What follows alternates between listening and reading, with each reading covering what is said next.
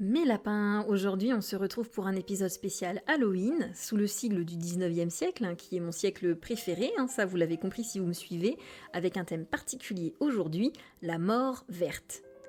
Et contrairement à ce que l'on pourrait penser, non, nous n'allons pas parler de l'absinthe, cette petite fée verte alcoolisée qui aura causé pas mal de dégâts à cette époque, mais nous allons parler portrait, peinture et surtout arsenic. Aujourd'hui, je vous propose ce portrait, somme toute assez classique de prime abord, qui représente l'impératrice Eugénie en robe du soir, peinte par Franz Xaver Winterhalter. Et évidemment, là, vous pourriez me dire que malgré la technicité du peintre, il n'y a pas vraiment de quoi fouetter un chat ni faire un épisode. Notez tout de même la vibrance de la traîne couleur verte de cette robe portée par l'impératrice Eugénie et peinte avec brio. Je vous dirai donc, si vous pensez que ce portrait n'a pas d'intérêt, que vous avez un petit peu tort, mes lapins. Parce que sachez que cette robe, celle-ci là en particulier, fut portée le soir du 3 septembre 1863 à l'Opéra de Paris et fit la une des journaux du lendemain matin avec cette accroche soulignant la nouveauté et la qualité de cette nouvelle teinture verte, vantant celle-ci de cette manière. Cette robe, cette soie chatoyante vert émeraude, cette couleur riche qui résiste même à la lumière du gaz de l'opéra sans dériver vers le bleu. Et voici, suite à tous ces articles, que toutes les femmes à la mode se mirent à réclamer à grands cris des vêtements de cette même couleur, cette teinte qu'on appellera le nouveau vert. Ah là là, les femmes et leurs falbalas, qu'est-ce qu'on s'en fout, me direz-vous ? Eh bien non, parce que premièrement, de mon côté, je suis très attachée à l'histoire du costume qui, il me semble, en dit long à travers les siècles sur notre société et nos coutumes, mais ici doublement non, parce que ce vert si vibrant s'est avéré être un vert plutôt mortel. Il faut savoir qu'au XIXe siècle, la couleur verte devient la plus populaire des teintes. Sans doute car, comme le souligne le génial Michel Pastoureau, historien et chercheur français, au XIXe siècle, ensuite, avec les deux révolutions industrielles, on sent qu'on manque de verdure. La nature fait son entrée dans la ville, le mouvement commence en Angleterre à l'époque victorienne, où l'on construit des parcs et des jardins, des espaces verts, des allées vertes, des coulées vertes, etc. Eh bien oui, exode rural, tout le monde part dans des villes grises et moroses, et on a besoin de verdure. Pour autant, le vert, en fait, il faut le savoir, a longtemps été une couleur difficile à dompter, puisqu'en effet, jusqu'au XVIIIe siècle, il est difficile d'obtenir des teintes vertes de qualité qui durent dans le temps. Le vert a donc longtemps été l'apanage des très riches, et porter des tissus verts était une véritable déclaration de richesse. Mais tout ça, c'était sans compter sur l'invention du pigment dérivé de l'arsenic par Carl Wilhelm Scheele en 1775, puisque, entre guillemets, grâce à lui, les tissus verts devinrent faciles à créer. Et là, c'est une véritable petite révolution technique et scientifique, malheureusement mortelle. Parce que oui, vous le savez, arsenic égale poison. De ce fait, au XIXe siècle, le vert devient une couleur dominante dans la haute société et dans la bourgeoisie, puisque vêtements, tissus d'ameublement et même papier peint, dont les sublimes de William Morris, objets décoratifs de tout genre, etc., voire même confiseries, exhibent fièrement cette nouvelle couleur que l'on arrive à maintenir dans le temps. Et surtout, au début, personne ne s'inquiète de la dangerosité du composé à base d'arsenic, qui, on le rappelle au cas où, a longtemps été utilisé comme un médicament à faible dose. Bonjour docteur, je suis souffrante. Eh bien, prenez de l'arsenic mon enfant et souffrez encore plus. Et puis, collez-en dans vos fringues et objets de décoration de tous les jours et bisous la santé. Pour autant, on sait relativement tôt que, malheureusement, ce pigment vert est poison. Mais c'est à partir seulement des années 1860 que les premiers décès causés par ces fameux pigments artificiels à la mode sont signalés. Le cas par exemple de Mathilda Scheurer, une jeune créatrice de fleurs artificielles, morte dans d'atroces souffrances après avoir saupoudré des ornements de cheveux à la mode avec une poudre verte pour les rendre encore plus brillants, et d'ailleurs relativement connue pour qui s'intéresse au sujet. Et cette affaire d'ailleurs avait suscité à l'époque l'attention de la presse qui affirmait que la jeune fille avait sacrifié sa vie pour satisfaire le désir futile des femmes riches de se parer à la mode. On commence alors à avertir mollement le grand public des dangers de cette couleur que l'on retrouve partout chez les riches. D'ailleurs, ne vous inquiétez pas, les pauvres ne sont pas en reste, puisque les pauvres sont les travailleurs, comme Mathilda, qui certes ne pouvait pas s'offrir ce verre si à la mode, mais ne se le coltinaient pas pour autant en permanence pendant leur travail.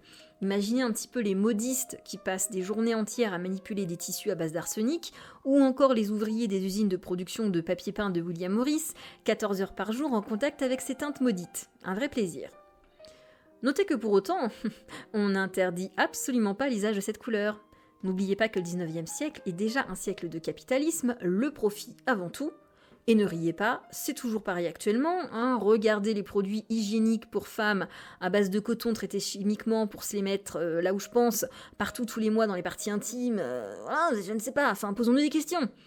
Bref, on vous le dit, tout ça, c'est dangereux, mais si vous continuez à acheter, c'est ok, c'est vous que ça regarde, et puis nous, pas de petits profits, ça nous arrange. D'ailleurs, d'autres recherches menées en 1890 ont même confirmé qu'environ 20% des articles textiles de l'époque contenaient de fortes doses de ces substances.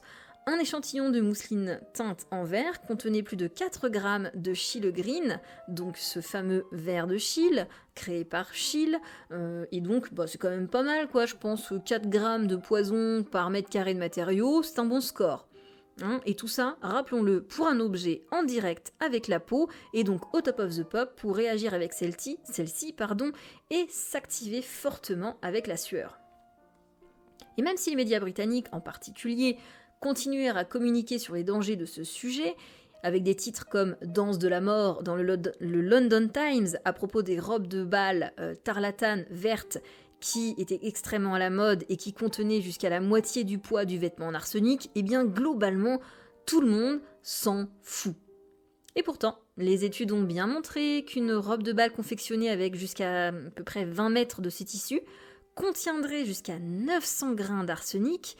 Et en fait, ça fait quand même beaucoup, parce que imaginez qu'il était quand même possible que pas moins de 60 grains, l'équivalent de 60 grains tombent de la robe de bal au cours d'une seule soirée où la personne dansait et vaquait à ses occupations. Donc pour un adulte moyen, il faut savoir que 4 à 5 grains sont déjà considérés comme mortels.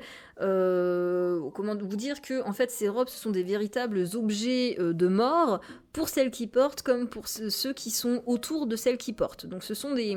Après je vous rassure, ce sont des petites en général.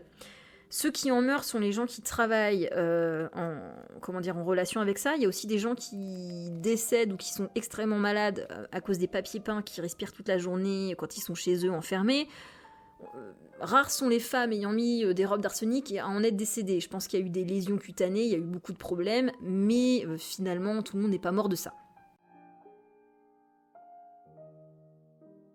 Une question se pose donc, l'impératrice Eugénie était-elle donc aussi une victime de cette mode ?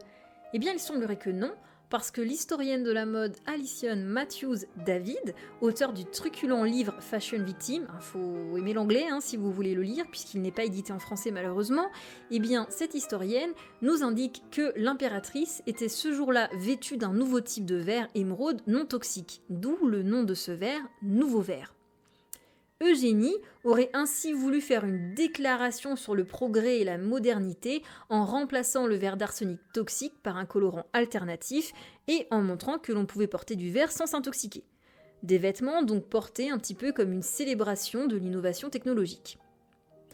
Alors oui mais non, parce que ce nouveau verre en fait était également toxique apparemment, même si beaucoup moins, et de plus, en portant cette robe, elle relance ainsi la mode des robes vertes, et les belles se mettent ainsi à en reporter de plus belles, et pas sûr que toutes ces suiveuses se fournissent avec ce même tissu teint en vert nouveau moins toxique, et pas en tissu vert teinté à base d'arsenic. En conclusion, le vert fut au XIXe siècle une couleur très usitée par les femmes et qui leur fut parfois fatale.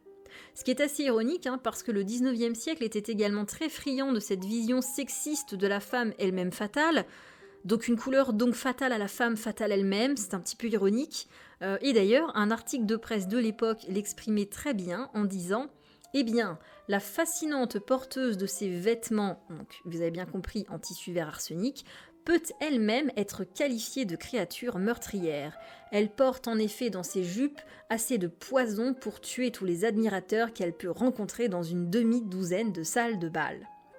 J'espère que cet épisode un petit peu particulier, thème Halloween, vous aura plu. Je continue ma saga Muchard, ne vous inquiétez pas, je n'ai pas laissé ça en rade. Merci à tous ceux qui viennent papoter avec moi, ceux qui partagent surtout parce que ça m'aide à faire grandir ma communauté. Et merci à tous ceux qui ont des échanges intéressants avec moi sur mes réseaux sociaux. Et je vous dis à très bientôt pour un nouvel épisode.